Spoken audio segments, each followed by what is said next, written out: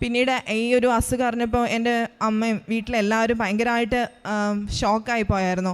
അപ്പോൾ അമ്മയ്ക്കൊക്കെ അതൊന്ന് പിടിച്ചൊന്ന് നിൽക്കാൻ വേണ്ടിയിട്ട് എങ്ങനെയെങ്കിലും ഒരു മാനസികമായൊരു ശക്തി നൽകണമെന്ന് ഞാൻ മാതാവിനോട് പ്രാർത്ഥിച്ചു. എൻ്റെ പേര് അഞ്ജന, ഞാൻ കാസർഗോഡ് ജില്ലയിൽ നിന്ന് വരുന്നു. 2020 ജൂൺ മാസത്തിലാണ് ഞാൻ അറിയുന്നത് എനിക്ക് ലിംഫോമയാണെന്ന്. ബ്ലഡ് ക്യാൻസറാണ്. ഞാൻ കോഴിക്കോട് MVR ക്യാൻസർ സെൻറ്ററിലായിരുന്നു ഡോക്ടറെ കാണാൻ വേണ്ടി പോയത്. ഞങ്ങളവിടെ ചെന്നു. ഡോക്ടർ പറഞ്ഞു ലിംഫോമയാണ്, നമുക്ക് ട്രീറ്റ് ചെയ്ത് മാറ്റാവുന്നതാണ്. കൂടുതൽ ഡീറ്റെയിൽസ്, എത്ര സ്റ്റേജ് തുടങ്ങിയ കാര്യങ്ങളൊക്കെ അറിയണമെങ്കിൽ ഒരു പെറ്റ് സ്കാൻ ചെയ്യണം, എന്നാൽ മാത്രമേ അത് അറിയാൻ പറ്റുള്ളൂ എന്ന് പറഞ്ഞു. അങ്ങനെ ഞങ്ങൾ വീട്ടിൽ വന്നു. അത് കഴിഞ്ഞ് ജൂൺ 13 ഞങ്ങൾ പോയിട്ട് പെറ്റ് സ്കാൻ ചെയ്യാണ്. എനിക്കങ്ങനെ വലിയ ആരോഗ്യ പ്രശ്നങ്ങളൊന്നും ഉണ്ടായിരുന്നില്ല. ഒരു ചുമയിൽ നിന്നാണ് തുടങ്ങി ഞങ്ങളിത് അസുഖം മനസ്സിലാക്കുന്നത്. അതുകൊണ്ട് തന്നെ ഞാൻ വിചാരിച്ചു ആദ്യത്തെ സ്റ്റേജൊക്കെ ആയിരിക്കും, വലിയ പ്രശ്നങ്ങളൊന്നും ഉണ്ടാവില്ല എന്ന്. പക്ഷേ പെറ്റ് സ്കാൻ്റെ റിസൾട്ട് വന്നപ്പോൾ സ്റ്റേജ് 4 ആയിരുന്നു. ഇമ്മീഡിയറ്റ് ആയിട്ട് തന്നെ കീമോതെറാപ്പി സ്റ്റാർട്ട് ചെയ്യണമെന്ന് ഡോക്ടർ പറഞ്ഞു. അങ്ങനെ പെറ്റ് സ്കാൻ്റെ റിസൾട്ട് വന്ന സമയത്ത് ഡോക്ടർ പറഞ്ഞു ഈ പെറ്റ് സ്കാൻ കൂടാതെ കീമോ സ്റ്റാർട്ട് ചെയ്ത് കഴിഞ്ഞ് 2 കീമോ സർക്കിൾ കഴിഞ്ഞ് കഴിയുമ്പോൾ ഒരു പെറ്റ് സ്കാനും കൂടി ചെയ്യും. അതിൻ്റെ റിസൾട്ടിനെ ഡിപ്പെൻഡ് ചെയ്തിരിക്കും നമുക്ക് മുന്നോട്ടുള്ള ട്രീറ്റ്മെൻ്റ് എന്ന്. അങ്ങനെ ഞാൻ വീട്ടിൽ ചെന്നു. ആ സമയത്ത് ഞാൻ കൃപാസന മാതാവിനെക്കുറിച്ച് കേട്ടിട്ടുണ്ട്. ഉടമ്പടി കൊറോണ ആയതുകൊണ്ട് ആ സമയത്ത് ഓൺലൈൻ ഉടമ്പടി ആയിരുന്നു. അപ്പോൾ അങ്ങനെ വീട്ടിലേക്ക് സമയത്ത് അമ്മ എന്നോട് പറഞ്ഞു നമുക്കൊരു ഓൺലൈൻ ഉടമ്പടി എടുക്കാമെന്ന് പറഞ്ഞു. അങ്ങനെ ഞാൻ 2020 ജൂലൈ 15 ഓൺലൈൻ ഉടമ്പടി എടുത്തു. എൻ്റെ ഉടമ്പടിയിലെ പ്രാർത്ഥനകൾ, ആദ്യത്തെ പ്രാർത്ഥനയായി ഞാൻ വെച്ചത് മാതാവേ എൻ്റെ അസുഖം എനിക്ക് പൂർണ്ണമായിട്ടും മാറ്റിത്തരണമെന്നായിരുന്നു. രണ്ടാമത്തെ പ്രാർത്ഥന ഞാൻ വെച്ചത് എൻ്റെ ട്രീറ്റ്മെൻറ്റിൻ്റെ ആദ്യത്തെ പെറ്റ് സ്കാൻ കഴിഞ്ഞു. രണ്ടാമത്തെ സൈക്കിൾ കഴിയുമ്പോൾ വീണ്ടും ഒരു പെറ്റ് സ്കാൻ ഉണ്ട്. ആ പെറ്റ് സ്കാനിൽ എനിക്ക് റിസൾട്ട്, ഞാനൊരു ക്യാൻസർ പേഷ്യൻ്റ് അല്ല എന്നുള്ള റിസൾട്ട് എനിക്ക് കിട്ടണം എന്ന് ഞാൻ പ്രാർത്ഥിച്ചു. ഞങ്ങൾ ഡോക്ടറിനെ കാണാൻ പോയപ്പോൾ ഡോക്ടർ പറഞ്ഞായിരുന്നു ഈ ട്രീറ്റ്മെൻറ്റിന് വേണ്ടിയിട്ട് നമുക്കൊരു ഇഞ്ചക്ഷൻ എടുക്കാം. ഒരു ഇമ്മ്യൂണിറ്റി കൂട്ടുന്നൊരു ഇഞ്ചക്ഷനാണ്. അതൊരു ഇഞ്ചക്ഷൻ ഏകദേശം ഒരു 5-6 ലക്ഷം രൂപ വരും. അങ്ങനത്തെ ഒരു 6 ഇഞ്ചക്ഷൻ നമുക്ക് എടുക്കാമെന്ന് പറഞ്ഞു. അപ്പോൾ എൻ്റെ വീട്ടിൽ പറഞ്ഞപ്പോൾ വീട്ടുകാർക്ക് എങ്ങനെയാണെങ്കിലും അവരത് എടുക്കാൻ റെഡിയായിരുന്നു. പക്ഷേ എനിക്കതറിയാം ഒരു ട്രീറ്റ്മെൻറ്റ് കഴിയുമ്പോഴത്തേന് എൻ്റെ ഫാമിലി വല്ലാത്തൊരു ഫിനാൻഷ്യൽ പ്രോബ്ലത്തിലേക്ക് വീഴുമെന്ന് എനിക്കറിയാം. അതുകൊണ്ട് അതും ഞാൻ മാതാവിനോട് പ്രാർത്ഥിച്ചിരുന്നു. അത്രയും വലിയൊരു ട്രീറ്റ്മെൻറ്റ് എനിക്ക് വേണ്ട, എങ്ങനെയെങ്കിലും എൻ്റെ ആ ഒരു പൈസ എന്നുള്ള പ്രശ്നത്തിൽ നിന്ന് ആ ട്രീറ്റ്മെൻറ്റ് ഒന്ന് ശരിയാക്കി തരണമെന്ന്. പിന്നീട് ഈ ഒരു അസുഖം അറിഞ്ഞപ്പോൾ എൻ്റെ അമ്മയും വീട്ടിലെല്ലാവരും ഭയങ്കരമായിട്ട് ഷോക്കായി പോയായിരുന്നു. അപ്പോൾ അമ്മയ്ക്കൊക്കെ അതൊന്ന് പിടിച്ചൊന്ന് നിൽക്കാൻ വേണ്ടിയിട്ട് എങ്ങനെയെങ്കിലും ഒരു മാനസികമായൊരു ശക്തി നൽകണമെന്ന് ഞാൻ മാതാവിനോട് പ്രാർത്ഥിച്ചു. അങ്ങനെ എൻ്റെ ട്രീറ്റ്മെൻറ്റ് സ്റ്റാർട്ട് ചെയ്തു. ജൂലൈ 15 ഞാൻ ഉടമ്പടി എടുത്തു. 17 എൻ്റെ കീമോ സ്റ്റാർട്ട് ചെയ്തു. 2 കീമോ കഴിഞ്ഞ് എൻ്റെ പെറ്റ് സ്കാൻ ചെയ്തു. പെറ്റ് സ്കാൻ്റെ റിസൾട്ടിൽ ഞാൻ മാതാവിനോട് പ്രാർത്ഥിച്ചിരുന്നെങ്കിലും എനിക്ക് കാരണം ഡോക്ടറിനോട് പറഞ്ഞായിരുന്നു എൻ്റെ സ്റ്റേജ് 4 ആണ്. കീമോതെറാപ്പി കുറച്ച് റിസ്ക് കൂടിയ കീമോയാണ് ചെയ്യുന്നത്, സൈഡ് ഇഫക്ട്സ് ഒത്തിരി കൂടുതലായിരിക്കും, അങ്ങനെയൊക്കെ എന്നോട് പറഞ്ഞായിരുന്നു. അങ്ങനെ രണ്ടാമത്തെ സൈക്കിൾ കഴിഞ്ഞ് എൻ്റെ പെറ്റ് സ്കാൻ ചെയ്തു. എൻ്റെ റിസൾട്ടിൽ ഡോക്ടർ പറഞ്ഞത് എൻ്റെ 4th സ്റ്റേജ് ഉണ്ടായിരുന്ന ക്യാൻസർ ഇപ്പോൾ കാണാനേ ഇല്ല എന്നാണ് പറഞ്ഞത്. പക്ഷേ നമ്മുടെ ട്രീറ്റ്മെൻറ്റിൻ്റെ സൈക്കിൾ കംപ്ലീറ്റ് ചെയ്യാൻ വേണ്ടിയിട്ട് ബാക്കിയും കൂടെ സൈക്കിൾ എനിക്ക് ചെയ്യണമായിരുന്നു. പക്ഷേ ഡോക്ടർ പറഞ്ഞത് പുറമേ ക്യാൻസർ സെൽസ് ഒന്നുമില്ല, ഇനി നമ്മുടെ ഉള്ളിൽ എവിടെയെങ്കിലും ക്യാൻസർ സെൽസ് ഉണ്ടെങ്കിൽ നമുക്കത് ട്രീറ്റ് ചെയ്ത് മാറ്റണം, അതിന് വേണ്ടിയിട്ട് ബാക്കിയുള്ള 4 സൈക്കിളും കൂടെ ചെയ്യണമെന്ന് പറഞ്ഞു. അങ്ങനെ ഞാൻ എൻ്റെ 6 സൈക്കിൾ കംപ്ലീറ്റ് ആക്കി. ഇത് റിസ്ക് കൂടിയ കീമോ ഇതായതുകൊണ്ട് തന്നെ ഒരുപാട് സൈഡ് ഇഫക്ട്സ് എനിക്ക് വരാനുണ്ടായിരുന്നു. ഏറ്റവും പ്രധാനപ്പെട്ടതെന്ന് പറഞ്ഞാൽ ഓരോ സൈക്കിൾ കഴിയുമ്പോഴത്തേനും എൻ്റെ ബ്ലഡ് കൗണ്ട് വളരെ ലോ ആയിപ്പോവും.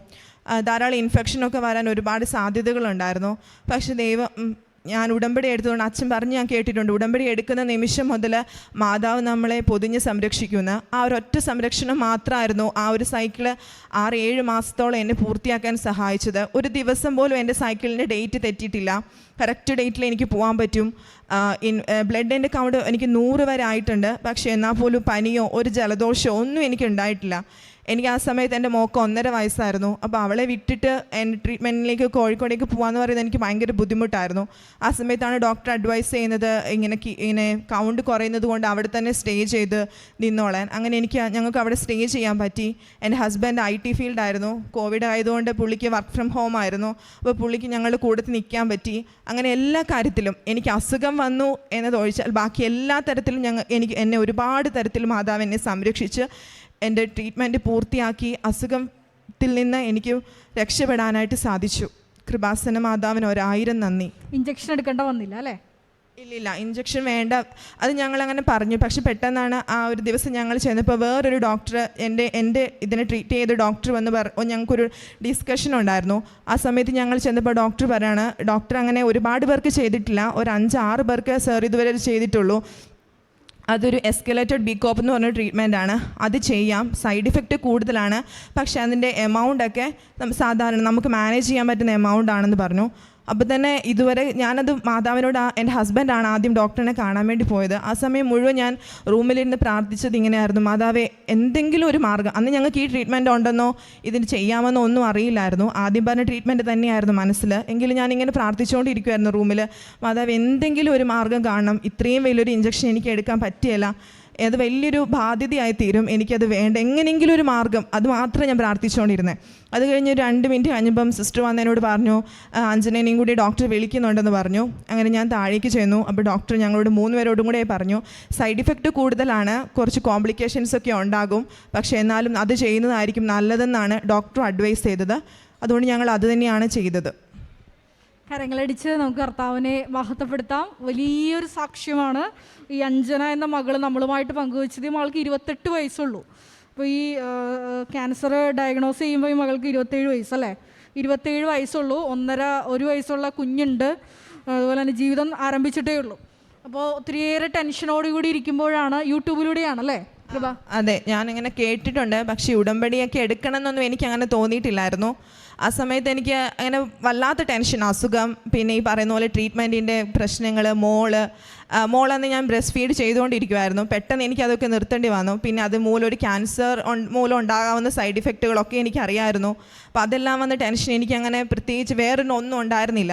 അങ്ങനെ ഞാൻ വല്ലാതിരിക്കുന്ന സമയത്താണ് അമ്മ എന്നോട് പറഞ്ഞു, ഇപ്പോൾ ഓൺലൈനിൽ ഉടമ്പടി ഒക്കെ ചെയ്യുന്നുണ്ട്, നമുക്കൊന്ന് ചെയ്ത് നോക്കാമെന്ന് പറഞ്ഞു. ചെയ്യണം നീ എന്ന് പറഞ്ഞിട്ടാണ് ഞാനത് ചെയ്യുന്നത്. വലിയൊരു സാക്ഷ്യം. കാരണം നമുക്ക് കൊറോണ വന്നു, നമ്മുടെ ലോകം മുഴുവൻ അടഞ്ഞു കിടന്നപ്പോഴും കൃപാസനത്തിൻ്റെ അൾത്താര എല്ലാവർക്കും വേണ്ടി തുറന്നിട്ടിരിക്കുകയായിരുന്നു. അപ്പോൾ ഉടമ്പടി, നമ്മൾ തീർത്ഥാടക ഉടമ്പടി സ്റ്റോപ്പ് ചെയ്യേണ്ടി വന്നപ്പോൾ പരിശുദ്ധ അമ്മ തന്നെ ബഹുമാനപ്പെട്ട VPHനിലൂടെ നമുക്ക് ഓൺലൈൻ ഉടമ്പടി നൽകി. അപ്പോൾ ആ സമയത്താണ് 2020, അതായത് ഓൺലൈൻ ഉടമ്പടി തുടങ്ങി 3-ാം മാസമാണ് ഈ മകള്. ജൂലൈ 15-നാണ് ഈ ബ്ലഡ് ക്യാൻസർ 4th സ്റ്റേജാന്ന് പറഞ്ഞപ്പോൾ ഓൺലൈനിൽ 1ാമത്തെ നിയോഗമായിട്ട് പരിശുദ്ധ അമ്മയുടെ മുമ്പിൽ ഈ വിഷയം സമർപ്പിക്കുന്നത്. അതുമാത്രമല്ല, ട്രീറ്റ്മെൻറ്റിൻ്റെ വിഷയമൊക്കെ പറഞ്ഞു. ഒരു ഇഞ്ചക്ഷന് 6 lakhs അല്ലേ, അതുപോലെ എത്ര എണ്ണം എടുക്കണമെന്നായിരുന്നു പറഞ്ഞത്? 6-7 എണ്ണം വേണ്ടി വരുമെന്ന്. അങ്ങനെ പറഞ്ഞപ്പോൾ അതും സാമ്പത്തികമായിട്ട് കുടുംബം കൂപ്പുകുത്തുന്ന ഒരവസ്ഥയിലേക്ക് അത് മാറും എന്നറിഞ്ഞ ഈ മകള് പരിശുദ്ധ അമ്മയോട് പറഞ്ഞു, ആ വിഷയവും എനിക്ക് പരിഹരിച്ചു തരണം, അടുത്ത പെറ്റ് സ്കാനിങ് വരുമ്പോൾ എനിക്ക് അസുഖം ഇല്ലെന്ന്. ആദ്യത്തെ പെറ്റ് സ്കാൻ, രണ്ടാമതൊരു സ്കാൻ ഉണ്ടായിരുന്നു. അതിന് ചെല്ലുമ്പോൾ ഞാൻ മാതാവിനോട് പ്രാർത്ഥിച്ചു, എനിക്ക് ഇനി അത് ഉണ്ടാവരുത് എൻ്റെ റിപ്പോർട്ടിലെന്ന്. കാരണം ആദ്യത്തെ പെറ്റ് സ്കാൻ കഴിഞ്ഞപ്പോൾ ഞാൻ ആ റിപ്പോർട്ട് കണ്ട് വല്ലാതെ ഷോക്കായിപ്പോയി. കാരണം ഞാൻ ഒരു ഫസ്റ്റ് സ്റ്റേജൊക്കെ ഞാൻ പ്രതീക്ഷിച്ചു, പക്ഷേ എൻ്റെ 4th സ്റ്റേജ് ആയിരുന്നു.